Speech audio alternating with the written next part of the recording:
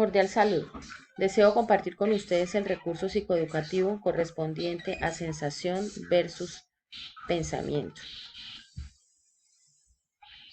Se llama sensación al sentimiento que experimentamos como respuesta a la información recibida a través de los órganos sensoriales. La sensación se involucra en la fisiología o el expreso funcionamiento de las estructuras sensoriales y el procesamiento que tiene lugar en el sistema nervioso. Sentidos. Podemos aludir a la visión, audición, sentidos cutáneos y sentidos químicos. Dentro de los sentidos cutáneos podemos diferenciar, entre tanto, el tacto, el dolor y la temperatura. Además de lo anterior, podemos hablar de un sentido de la orientación que involucra la coordinación de la visión con la sinestesia y el órgano del equilibrio, el oído interior.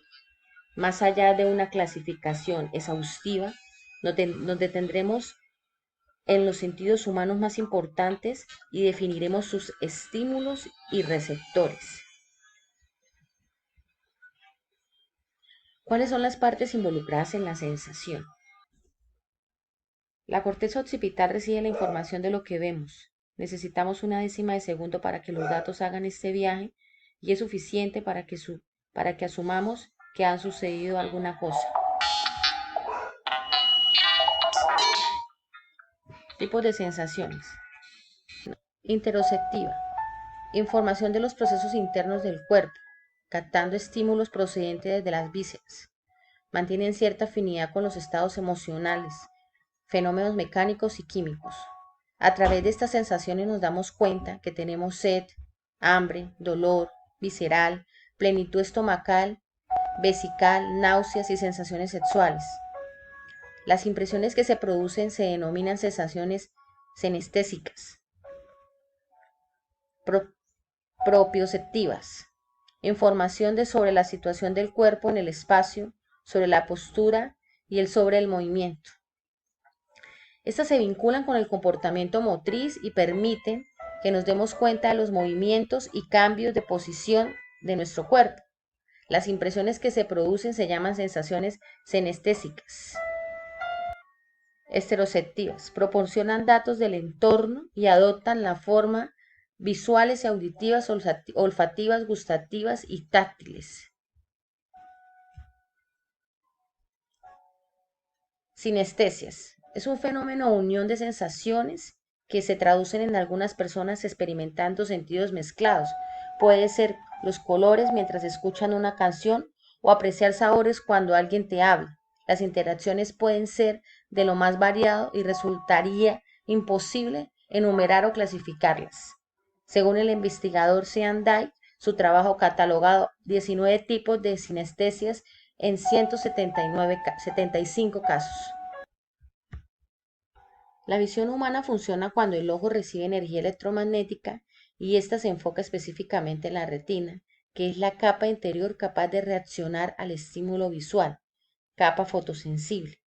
La energía electromagnética consiste de partículas elementales conocidas como fotones, cuyo comportamiento ondulatorio permite identificar propiedades físicas como la longitud de onda y la intensidad. La audición se origina con el estímulo sonoro, que es energía mecánica o de manera de ondas. Las partículas del medio aéreo permiten la transmisión de la onda sonora hasta el oído interno, estructura en la que está ubicada la cóclea y sus receptores para la audición. Pequeñas células se forman de vellos diminutos conocidas como células ciliadas, ubicadas en la membrana basilar de la cóclea. Son las encargadas de dar las vibraciones y los sonidos que generan la experiencia auditiva.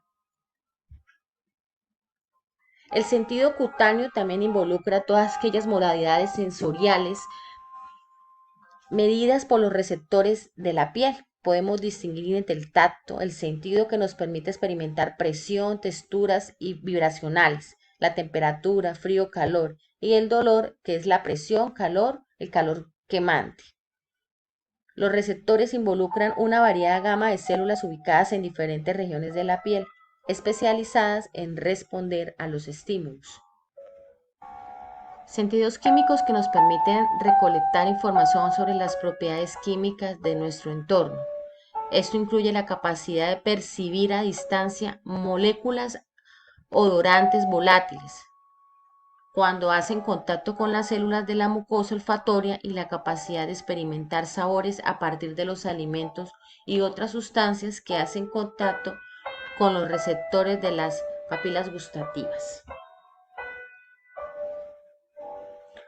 Otros sentidos como propiocepción y sinestesia. Estos sentidos nos permiten experimentar la posición y movimiento de las partes del cuerpo. Depende de receptores ubicados en músculos, tendones y articulaciones y requieren de estimulación mecánica para su funcionamiento. El sentido de la orientación nos permite ubicarnos espacialmente y responder a estímulos como la gravedad, aceleración, desaceleración o fuerza centrifugal. Depende del funcionamiento de los conductos semicirculares del oído interno y de la coordinación con otros sentidos como la visión y la sinestesia. El gusto es la sensación producida por una reacción química que se da cuando una sustancia es detectada por las células receptoras del gusto, situadas en las papilas gustativas de la cavidad bucal, principalmente en la lengua. Los receptores del gusto se activan por la presencia de comida o cualquier otro elemento colocado en la lengua. Las papilas gustativas deben detectar cuántos sabores básicos, dulces, salado, ácido y amargo. Trastornos de la sensación son aquellas ocasionadas por lesiones orgánicas, ya sean del órgano sensorial, el nervio aferente o la zona de la proyección primaria del cerebro. El pensamiento es la capacidad de construir ideas y conceptos, además de establecer relaciones entre ellas. Esto hace referencia a un eje general o conjunto de ideas propias de una persona, grupo de personas, de obra o discurso. Como expresa Torres en el 2017, el pensamiento hace referencia a procesos mentales relativamente abstractos, voluntarios o involuntarios, mediante los cuales el individuo desarrolla sus ideas acerca del entorno, las demás o el mismo. Es decir, los pensamientos son ideas, recursos de creencias en el movimiento que relacionan entre sí. Menciona Mergan en el 2000, el pensamiento ha sido descriptivo en la psicología como la capacidad de planear y dirigir en forma oculta una conducta posterior, lo que previa errores o permite postergar las acciones para posibilitar adaptaciones mejores en duración y efectividad. ¿Cuáles son los tipos? El pensamiento reflexivo es el modo de pensar que nos permite ordenar. El pensamiento analógico busca permanentemente similitudes entre las cosas y las situaciones.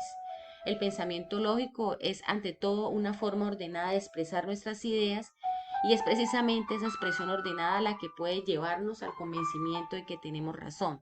El pensamiento analítico nos ayuda a encuadrar o cuadricular la realidad para poder llegar a pensarla mejor. El pensamiento crítico se interesa por los fundamentos en los que se asientan nuestras ideas. El pensamiento sistémico es la vía por la que accedemos a las realidades complejas. El pensamiento creativo puede ser concebido y definido como un pensamiento de posibilidad. El pensamiento práctico ayuda a superar todas aquellas situaciones en las que parece necesario y conveniente desarrollar alguna opción. Espero haya sido de su comprensión. Gracias por su atención.